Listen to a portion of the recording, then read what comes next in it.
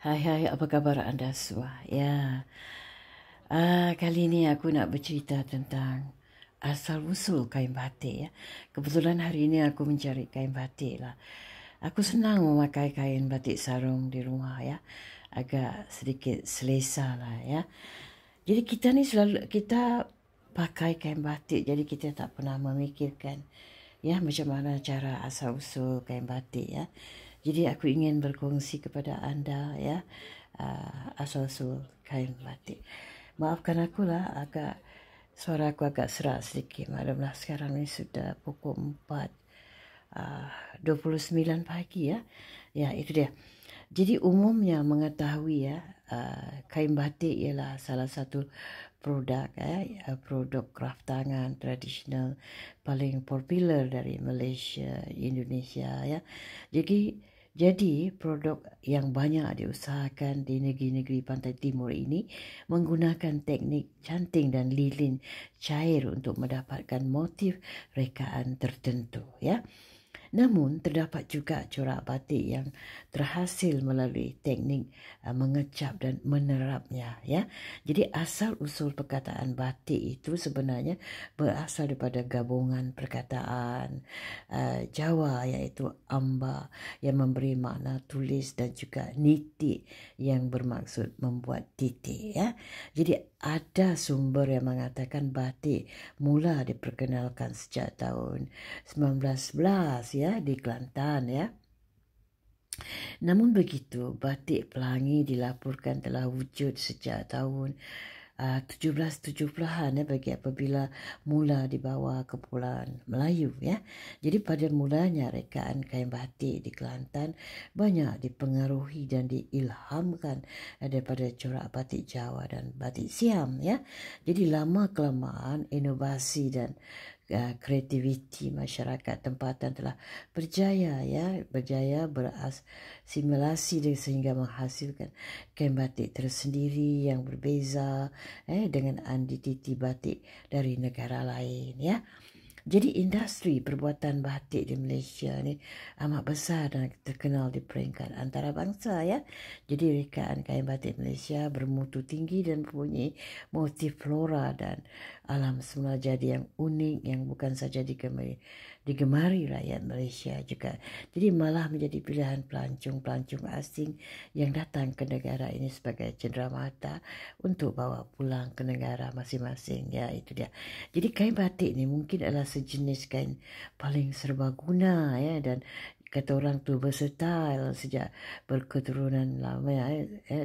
Kata orang tu sejak berkurun lamanya ya, daripada nenek moyang kita dulu sudah gemar memakai kain batik ya.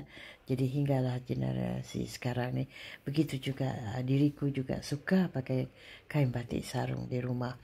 Jadi selain pada dijadikan pakaian harian kita ya, jadi kain batik juga boleh dijadikan pakaian formal untuk menghadiri majlis sekiranya dipadankan dengan baju tertentu ya.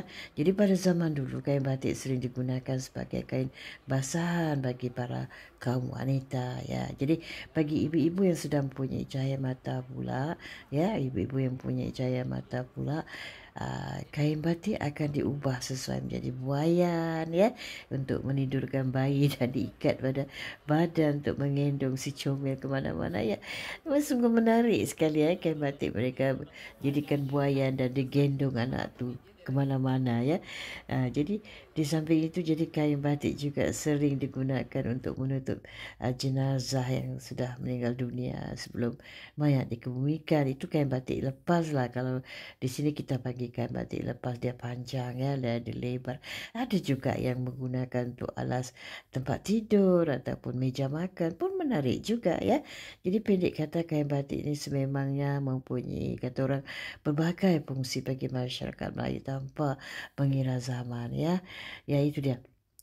Jadi menurut setengah-setengah pengkajian ya, mengatakan penyelidikan kanan Institut Alam dan Tamadun Melayu ni ya, kebangsaan Malaysia, Indonesia. Pemakaian kain batik sarung ni berhubung kait dengan si pemakainya secara langsung. Jadi rekaan kain batik sarung ni dari Malaysia, Indonesia ya, kebiasaannya terbagi kepada beberapa bahagian. Salah satu daripadanya bahagian tersebut dipanggil kepala kain ya. Jadi kedudukan kepala kain ini apabila dipakai sebenarnya memberi tafsiran berbeza ya bagi mereka yang memahami maksudnya ya. Sekiranya kepala kain ini berada di bahagian hadapan, gaya pemakaian tersebut melambangkan si pemakai merupakan seorang anak dara dan belum berkahwin ya. Dia ada caranya ya.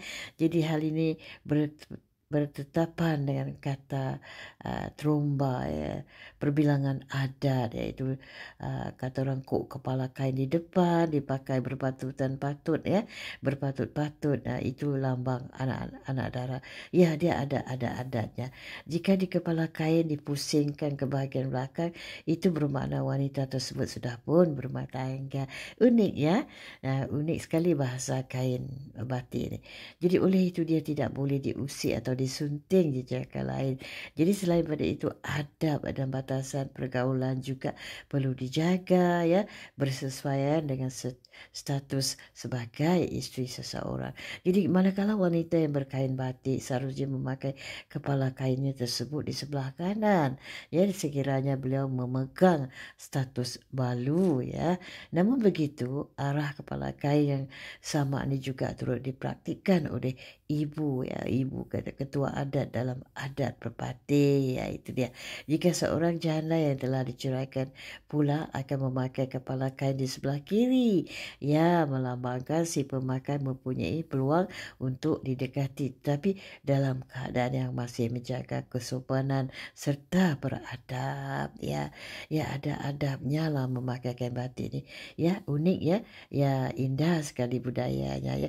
Jadi pemakaian sebegini tidak akan sekali menjatuhkan martabat wanita itu, tetapi memudahkan masyarakat untuk membantu dan sentiasa melindungi maruahnya ya, itu dia. Jadi menurut lagi masyarakat terdahulu ya, telah terbiasa mengatur dan menyusun tata cara kehidupan seharian ya, termasuk cara-cara berpakaian dan memilih busana agar memudahkan seseorang itu sekeliling mengenai identiti si pemakainya ya. Ya, anda melihatlah Pak Haji ni sedang melayan pelanggan ya, melayan pelanggan bertanya itu dan ini tentang kain batik. Jadi Pak Haji ni melayan begitu tenang dan rileks sekali melayan si pelanggannya untuk mencari kain batik sarung ya. Ya, itu dia.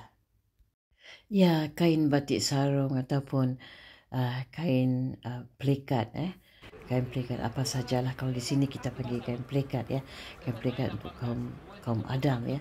Jadi kain sarung ni adalah kain yang berbentuk kotak dengan perkaturan serungsung yang umumnya dilengkapi dengan motif ya. Jadi kain sarung menjadi bahagian tradisional busana di negara Asia lah. Salah satunya pakaian tradisional Melayu Lingga menggunakan sarung ataupun kain batik dagang sebagai pelengkap pakaian ya. Ya, setakat inilah dulu perkongsianku cerita tentang asal-usul ataupun sejarah kain batik ya, untuk kita renungkan ya, sebagai pengetahuan, sebagai hiburan saja ya. Anda sukakah dengan kain batik ya? Tentu sekali suka ya. Kita orang Melayu suka sekali pakai kain batik ya. Kaum Adam pakai kain plekat. Kalau di sini kita panggil kain plekat ya. Kalau untuk wanita kain batik sarung. Ya, aku juga suka pakai kain batik sarung. Memang indah dan unik sekali. Terima kasih atas waktu anda ya, meluangkan waktu untuk menonton video tentang kain batik ini. Kita jumpa di lain kali. Terima kasih banyak.